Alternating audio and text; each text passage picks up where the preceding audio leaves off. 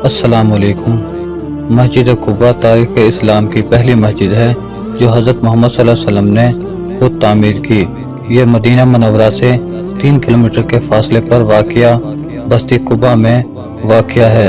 حضرت محمد صلی اللہ علیہ وسلم اور حضرت ابوبکر رضی اللہ تعالیٰ عنہ 8 ربیع الاول 1390 بروز 2 شنبہ بمطابق 23 ستمبر 622 کو مکہ سے ہجرت کر کے یثرب کی اس بیرونی بستی میں پہنچے اور 14 روز یہاں قیام کیا اور اسی دوران اس مسجد کی بنیاد رکھی، جسے قرآن مجید نے بعد میں اللہ تعالیٰ نے ایسی مسجد قرار دیا جس کی بنیاد تقوی پر رکھی گئی ہے۔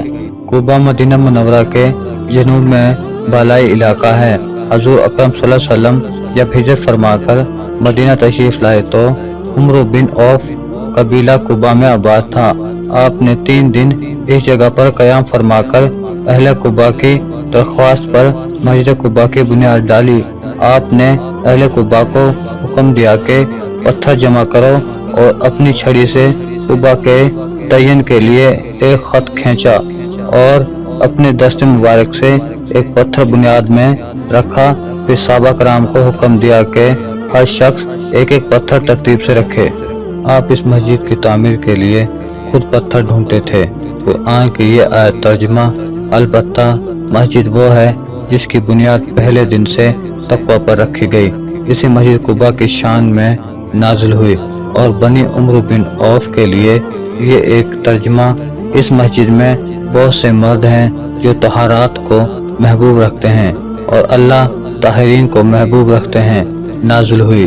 حضرت رضی اللہ تعالیٰ عنہ سے روایت ہے، آپ نے فرمایا، وہ مسجد جس کی بنیاد تقوی پر ہے وہ اول دن سے مسجد قباء ہے۔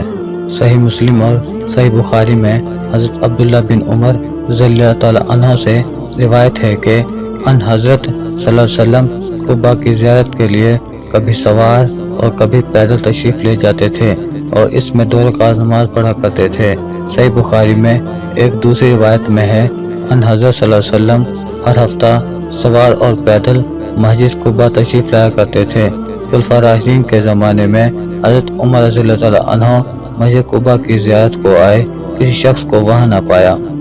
آپ رضی اللہ تعالیٰ عنہ نے فرمایا، قسم ہے اس خدا کی جس کے قبضے میں میری جان ہے، میں نے پیغمبر خدا کو اس حال میں دیکھا ہے کہ اپنے اصحاب کے ہمراہ اس مسجد کی تعمیر کے لیے پتھر ڈھونڈتے تھے۔ خدا کی قسم، اگر یہ مسجد اطراف عالم کے کسی دور دراز گوشے میں بھی ہوتی تو ہم اپنے اونٹوں کے کلیجے اس کی طلب میں دفن کر دیتے۔ اس کے بعد حضرت عمر رضی اللہ تعالیٰ عنہ نے کھجور کی سوکھی شاخوں سے جھاڑو بنا کر مسجد کو صاف کیا۔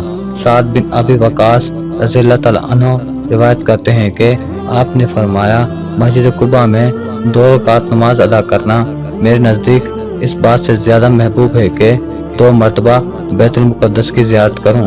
اور مزید فرمایا، اگر تم یہ جان لو کہ اس مسجد میں کیا بھید پوشیدہ ہیں تو اس کی زیارت کے لیے ہر امکانی کوشش کیا کرو۔ حضرت ابو ہریرہ رضی اللہ تعالیٰ عنہ سے روایت ہے کہ آپ نے فرمایا، جس نے 4 مسجدوں مسجد حرام، مسجد نبوی، مسجد اقصی اور مسجد قباء میں نماز پڑھی، اس کے گناہ بخش دیے جائیں گے۔ ترمذی شریف میں حدیث مبارکہ ہے کہ مسجد قباء میں نماز پڑھنا عمرے کے برابر ہے۔ قدیم دور سے یہ مسجد مسلمانوں کی توجہ کا مرکز رہی۔